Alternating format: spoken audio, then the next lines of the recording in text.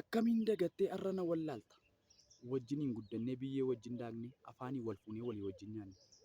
Bu'aa bahii jireenyaa carraa daandii jiru walirraa fagaannee kan gargar nuyi. Akkam jirta jaalloo hiriyee ijoollummaa bu'aarsaa sammuu koo kan bara doofummaa. Wajjin oollee bulus yoomuu waliin quufnu haadha walee jennee kan yeroo taphannu tapha ijoollummaa. Jennee kan wal geenyee iddoo tokko teenyee dabareen wal eegne.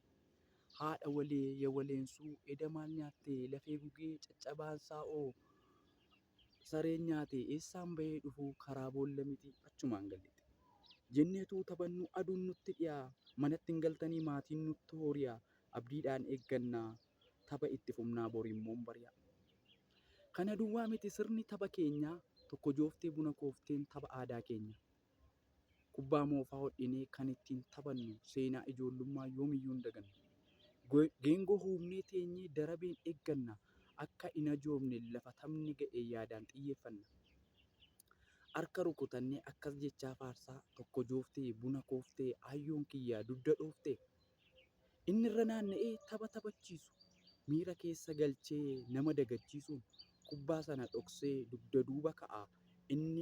Inni of dagate naanna'ee yoo dhufu ajeessaa waan ta'eef tapha keessaa ba'ee walakkeessa ta'a.